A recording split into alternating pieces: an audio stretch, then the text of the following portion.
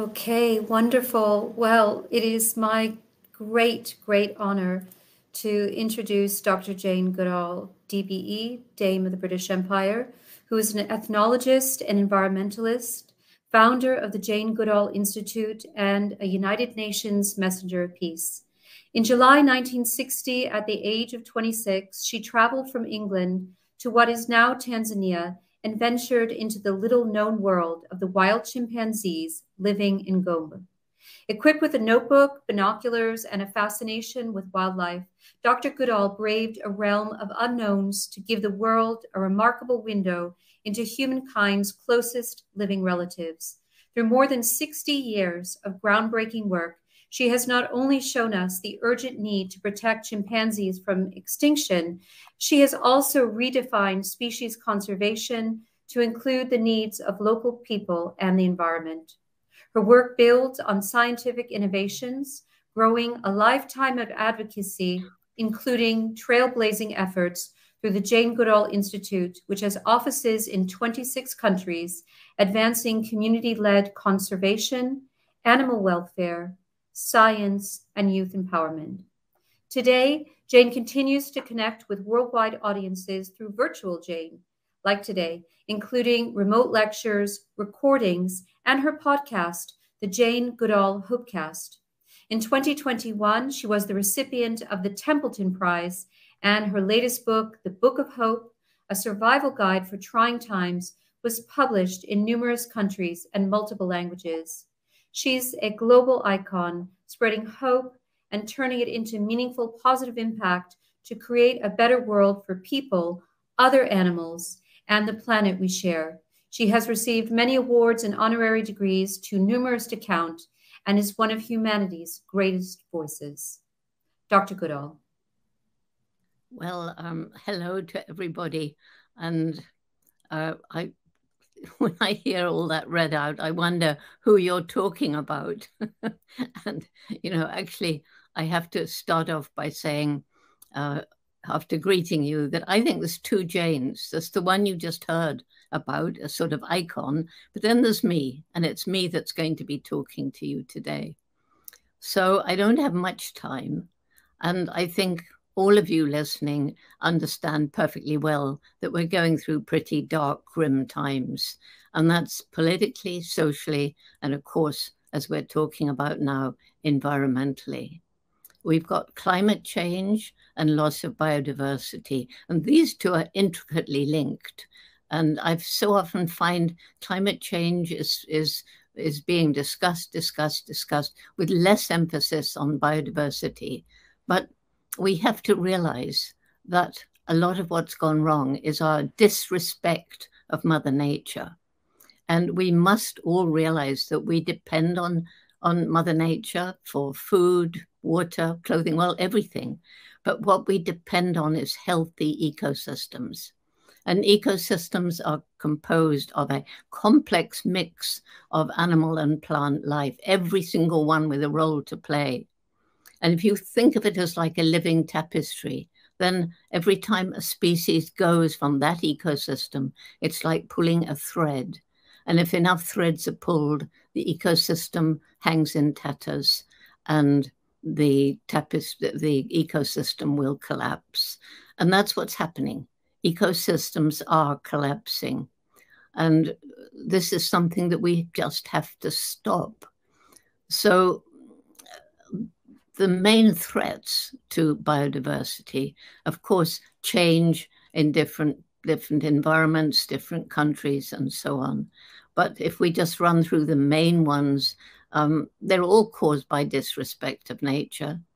And for one thing, there's been this crazy idea, which people are beginning to come out of, that there can be unlimited economic development on a planet with finite resources and a growing population of humans and livestock. And this is really threat number one. And if we carry on with business as usual in this way, then the future is very, very grim indeed. So, secondly, the natural world is being exploited in an unsustainable way in so many places. And there's mining, extractive industries, forests being destroyed at a terrifying rate for timber or for clearing land, for growing food, for grazing, or expanding living. And of course, forests, along with oceans, are one of the great carbon sinks of the planet, absorbing carbon dioxide and giving out oxygen.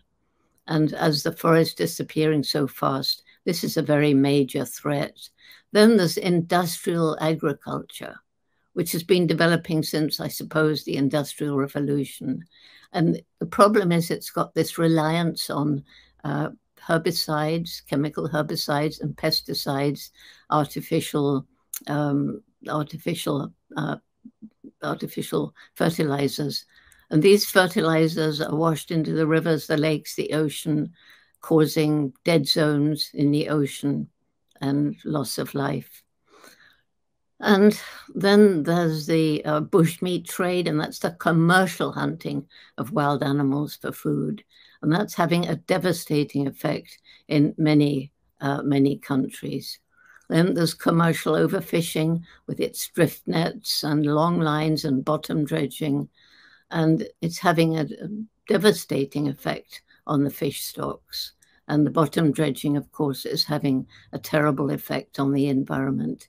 And the ocean's actually being harmed in some places by turning seawater into fresh water, with all the salt being left in the sea, so that the salinity increases. And so there are just major problems.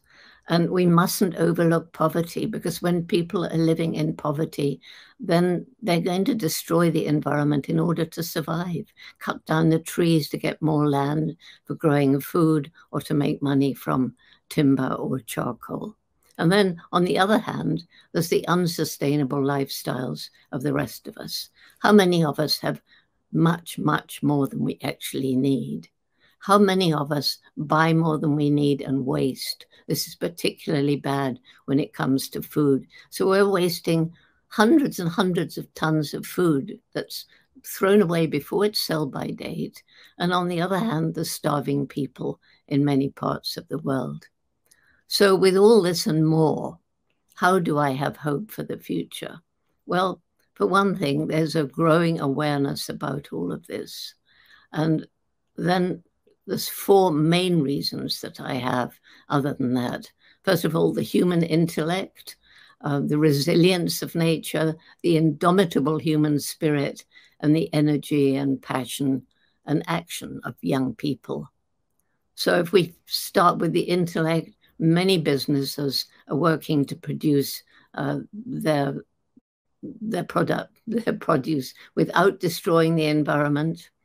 And some businesses are really making major strides in learning to give back to the environment. And Paul Polman's book is one example. And he talks about, I can't remember the exact title, but it's basically that you can make a net profit by giving more than you take. Then there's the resilience of nature, areas completely destroyed. Given a chance and perhaps a helping hand, nature can once again take over.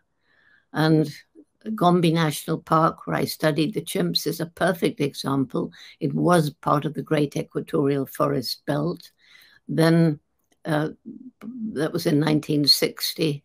By the late 1980s, Gombe was a tiny island of forest surrounded by bare hills, more people living there than the land could support, too poor to buy food from elsewhere. And this is when it hit me, a major point to make, that unless we work with the communities around natural areas, then we haven't a hope of lasting conservation. And so we developed back in the early 1990s, community-led conservation, which has been tremendously successful. No more bare hills around Gombe. And that program is working with the Jane Goodall Institute in 6 other African countries. And I'm sure many of you have seen nature return to places that we destroyed. And then, of course, we've got the rewilding effort, very strong in Europe, where species that have been extinct for sometimes over 100 years can be successfully restored. And the importance of making corridors, green corridors, so that animals can move from one place to another in search of mates, new food, seasonally, and so on.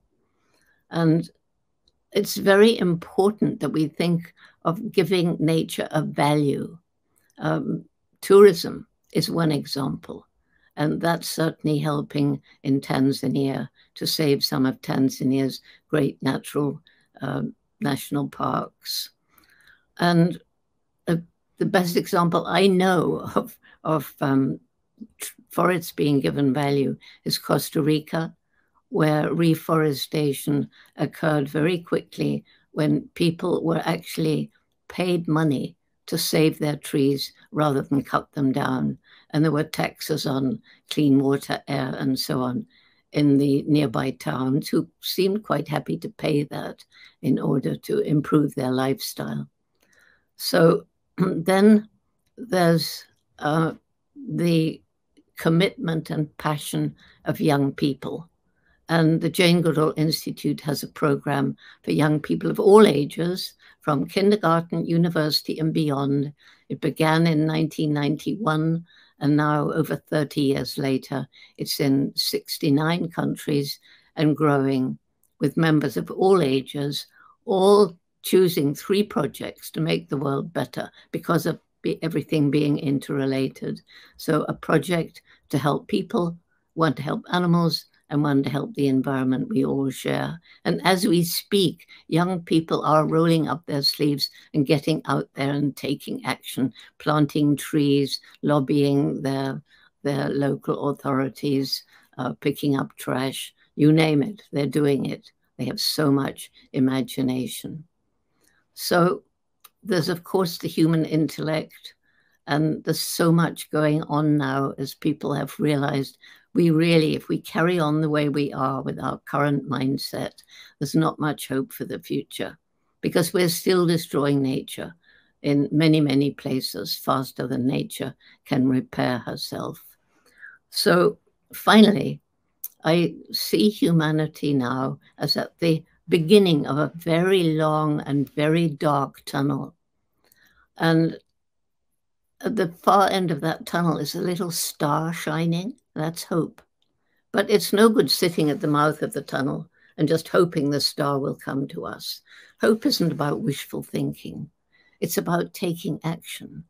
So we have to crawl under, climb over, work our way around all the obstacles that lie between us and that star, obstacles that I've been talking about and other problems that I haven't even mentioned, but you all know about. The good news, there are people working on every single one of the problems to try and make the world better. But unfortunately, so many people are working in silos, and they seem unaware that solving their problem may create problems in other places. And the simplest example I could think of was, hey, we've closed down this coal mine. All those CO2 emissions are no longer going up out into the atmosphere, which is wonderful. But what about all the people who are going to lose their jobs? And there are companies now that specialize in training workers into a different career if their companies collapse. So if these people who closed the coal mine had thought about that to start with and worked with one of these companies, then there wouldn't be another problem caused. I know it's not that simple, but that's a pretty easy example. So the answer is we need to collaborate. We need to work together. We need to bring people from different sectors together. And only in that way, I think, can we hope to move into a better future. Thank you. Well, thank you so much, Dr. Goodall. And what a way to encapsulate the Sustainable Development Goals, because, of course, there's SDG 17, which is Partnership for the Goals. Well, one of the questions that I wanted to ask you is if you could have imagined at the start of your career that you wouldn't really be able to stop being a champion for nature. Well, the answer is no. Of course not. I was a very shy child. We couldn't afford university. When I went to start studying the chimps, it was because Dr. Leakey wanted someone whose mind wasn't biased by the very reductionist thinking of ethologists at that time. So I was just lucky. He also thought that women might do better in the field, might be more patient. And whereas at that time, women were usually relegated, to to the housework, having families. And what got you interested in primates in particular? I mean, how did your career go down the path that it did? Well, actually, I was born loving animals. I don't know. People say what triggered it. I don't know. I was just those pictures of me when I could not hardly walk, sitting, watching worms and spiders and holding out my hand patiently with bread on it to feed a pigeon. And I had a wonderful and supportive mother, and I cannot acknowledge her enough because she supported this crazy love of animals. And there was no TV when I was growing up. I had books, books, books. And I was 10 when I found Tarzan of the Apes and a little secondhand copy. And I determined I will grow up, go to Africa, live with wild animals, and write books about them. So eventually I saved up my money, and that's when I met Louis Leakey. It was he who suggested chimpanzees. I would have studied anything to be out in the wild. Lucky for us, you went down that path. And I wondered how you think countries should walk the talk, particularly around some of the set pieces like COP15. Well, it depends on the country, doesn't it? I mean, a lot of it depends on the government, depends on the freedoms that the people have. It depends on the level of education. And it depends on all of these things. But I know exactly what you mean. There's a lot of promises made at these big events, and they're certainly by countries, and they're certainly not always kept. If we go right back to the Paris Agreement, countries did not live up to what they had promised with regard to emission reduction. And those that seem to have lived up to their target were mostly countries that offloaded their dirty industries to China and India, who won't take those anymore, thank goodness. So what we have to have is a tolerant government, and we have to have politicians who really care, and we have to have people electing them, the ordinary citizen, who will support politicians if something is proposed which will help the environment but may cost a few pennies more. So it's again, everything's interrelated. Alleviating poverty is tremendously important, reducing our lifestyles, and having this built into the government. And I'll give you one example for business.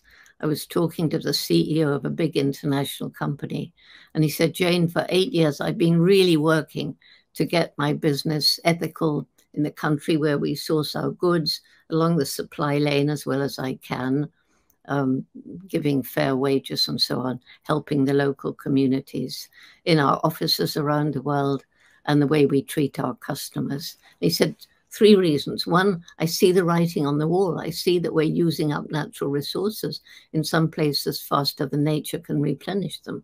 2, consumer pressure. People are beginning to understand what is happening to the planet and asking questions about where did the food come from? Could we buy it locally? Was it harmful to the environment? Was it cruel to animals like the factory farms? Is it cheap because of unfair labor and unfair wages? And if so, we won't buy it. And so that is having an effect. But he said what tipped the balance was my little girl. She was, I don't know, 9 years old, and she came back from school one day. She said, Daddy, they tell me that what you're doing is hurting the planet. That's not true, is it, Daddy? Because it's my planet. That reached the heart. And I think for all of these things, people must change from within. So to reach the heart, for me, the best way is telling stories. And I think that's what you have been so adept at, and so inspirational for so many of us. But we do live in complicated times. Those of us who live in countries where there's high inflation, how do you get across to your average citizen who has to worry about their daily existence, why they should care about biodiversity? How do we do that? And you mentioned this wonderful example a minute ago of consumer choice and using a voice that way. But how do we reach more people? Well, I think if people understand, as I said at the beginning, if they understand that, we're part of the natural world and that we depend on it, and that if we continue destroying ecosystems, that will, humanity is not exempt from extinction. And the world is a right mess at the moment. And of course, modern industrialized warfare is having a terrible effect on the environment and on biodiversity. So it's a question of getting this information out there. And that's why I'm spending so much of my time growing this Roots and Shoots program, because young people are changing their parents. And if parents really think that all this is going to affect their children as they grow up, like the man I mentioned just now, they're going to try and change their ways.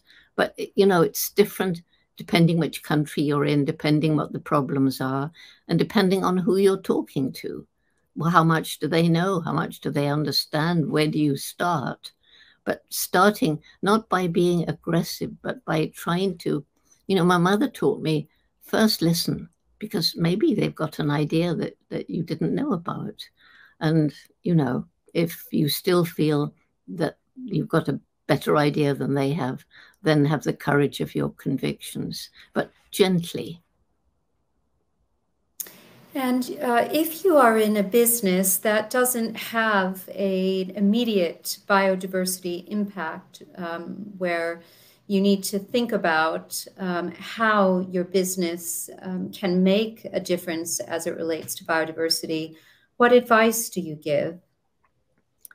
Well, it depends again on, on the business. And there aren't many businesses except the new ones that are really trying to think about the effect they're having on the environment and biodiversity. More and more of those are coming up now, and some very good ones too.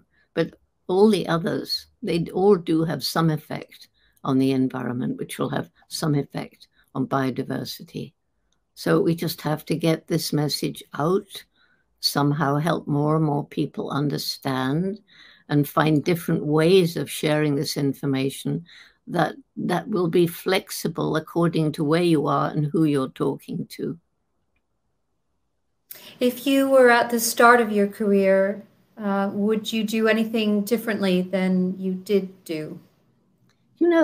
I don't think I would. I mean, of course, I've made mistakes, but I've learned from them. And so thanks to my mother setting me off on the right path, thanks to Louis Leakey, thanks to many of the animals I've had on my, I've shared my life with along the way, particularly dogs, of course. It's been a series of places in my life when it would depend on the decision I made. And I think, fortunately, looking back, I made the right decisions at those junctures. And I'd like to give you the last word, Jane. What message would you like to encapsulate for our global audience today? Well, I think the most important message is, think a little bit about Indigenous voices, how so many Indigenous people made decisions based on how will this affect future generations, that we have to somehow change this mindset, which is pretty selfish. And we have to remember that every single one of us matters. every single one of us, and every single one of us makes some difference on the planet every day, and we get to choose what sort of difference we make. I think that's the most important, that each one of us has a role to play, even if we don't know what it is now. And each one of us should think about how we're affecting the future of our children and theirs.